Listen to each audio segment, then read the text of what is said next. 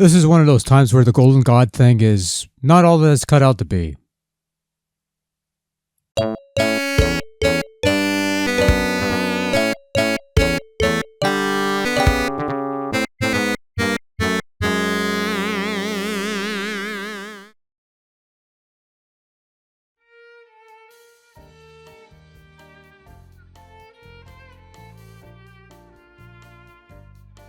It's Team Sonic Racing, released in 2019 for Nintendo Switch and other platforms, including PC via Steam, which I also have, strangely enough.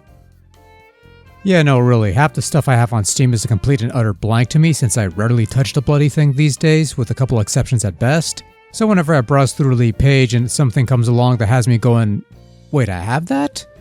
Or, when did I get this? Or, why did I get this? Anyway, none of these questions matter because Team Sonic Racing is on Nintendo Switch, and as of this recording, it's the only one on the system. Though by the time this video pops up, you can add another one to the pile, and no, we're not counting Sonic Drift because those were Game Gear games, and nobody cares about those these days.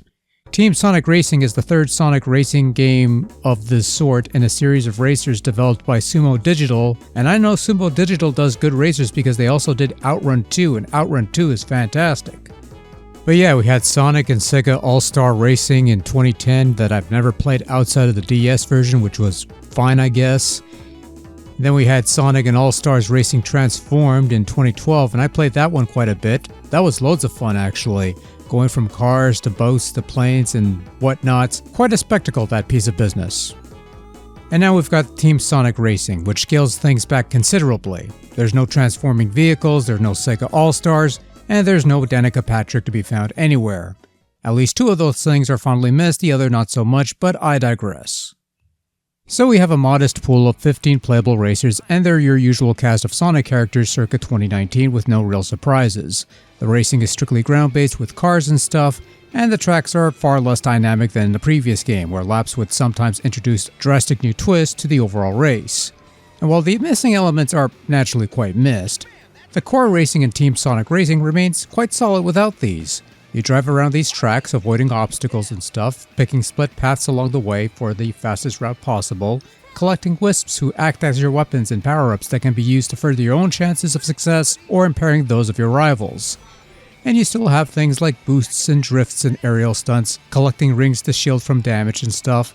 Naturally, your aim is to finish first because that means the most points and credits earned, with credits being things you could spend on the mod pod thing, where you can randomly unlock special mods and shit for your various racers, but finishing in the top 3 is also satisfactory for story purposes. Of course, a game called Team Sonic Racing highlights the main gimmick within the title itself. No longer are you a solo act, you're now part of a 3-car crew, and each team will follow a basic setup. One car is your speedy car, the other is your brute strength to power through things, and then you've got the middle dog, the in-betweener, the quote-unquote technical racer. And while you naturally want to finish first in each race for the most points possible, your main goal is making sure your team wins by scoring the most points overall, so you're incentivized in helping your pals perform well. You've got a couple tricks to help out. You could offer up your wisps to your teammates, do a bit of item swapping even, and also the leading member of your team will leave behind a trail of light, allowing the 2 lagging racers to drive on this beam and gain a boost of speed, a technique referred to as slingshot. Consistent teamwork will build up your power meter until it eventually fills up, allowing you to perform your ultimate team skill, which gives you a brief period of invulnerability from hazards and attacks, as well as a short burst of speed which can be extremely helpful in picking up the pace in some cases.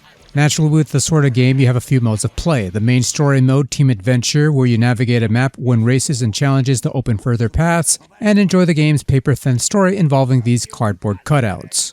Of course, you have other options, such as local and online multiplayer. Not sure about the online. But you got time trials, quick Grand Prix, and even single races that forgoes the team aspect of the game, so you can do it old school in the one space that allows you to do so.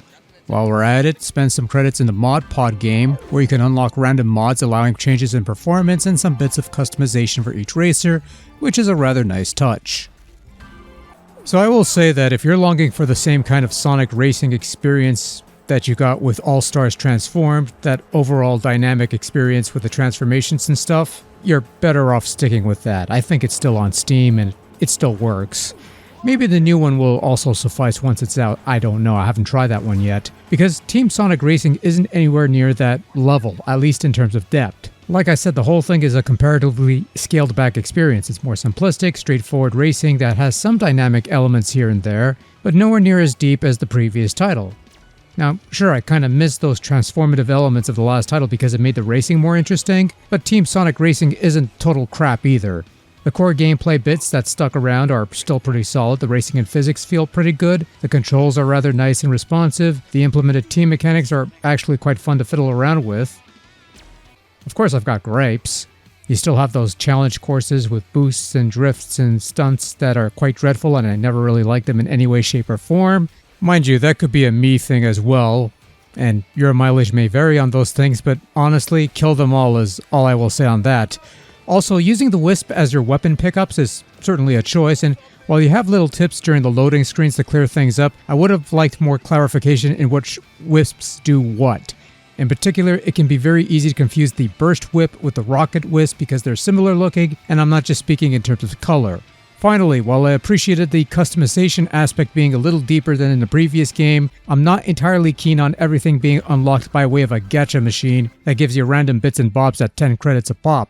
Look, I'll admit I got pretty lucky early on and gave Sonic the Golden God car that, okay, whatever. But still, if there was a shop system where I could buy the parts I want rather than getting a bunch of stuff that I'm never going to use, like the custom horns. Why are those a thing? People actually use these? I don't know. Team Sonic Racing is a rather splendid looking game, which shouldn't be much of a surprise because Sumo is usually good at making their shit look good. The settings are fantastic, the car models and characters are pretty good looking, the various menus are rather clean looking and all that. Most importantly, I found the overall performance to be quite superb. It's not silky smooth 60 FPS, it's 30 FPS, which might turn some folks off if they care for such things, but at no point in either docked or handheld mode did I experience any instance of slowdown, clipping, glitching, crashing, burning, chugging, bricking, puking, keeling over and dying a slow, painful death at any point during the 6 to 8 hours of general playtime and meandering. I'd imagine if you kept DP around that would have been more of a likelihood, but in any event, it felt and ran pretty smooth for my taste, and it looks pretty slick, so yeah, no real complaints on my end in that regard. Then you have your cutscenes and story mode with static talking heads, text boxes and such, which is a global thing, not just a Switch thing, which I'm okay with because I want the racing bits to look really nice, not your entirely skippable cutscenes that I'm sure all the voice actors worked really hard to get right, and for what it's worth, the voice acting is generally solid. There's some nice witty dialogue that got a couple chuckles or two. They could read words real well. If only those performances were just talking heads. But moving right along, the sound output's pretty solid. The soundtrack's pretty catchy, most of it being remixed versions of past Sonic themes and such. Or maybe it's all of it, since there's a couple I'm not quite familiar with. Again, haven't really been keeping up, but for what it's worth, the musical output in these Sonic games are usually top-notch, and this one's no exception, so it sounds fine. Overall, Team Sonic Racing is a rather fun little mascot racing thing. The gameplay is pretty solid, the team mechanics work pretty well, performance as a whole holds up quite nicely, and while it's a more scaled back experience compared to its predecessor, it's still a damned fine racer. Is it as good as Mario Kart? I wouldn't know, and also, I don't care. Team Sonic Racing is good, clean fun that's also relatively inexpensive, and there's also a physical package that comes with Monkey Ball if you care for that sort of thing, and it's not a bad deal regardless. Either way, not a Panic-A-Dan trick to be found anywhere, and good thing too, because otherwise we'd all be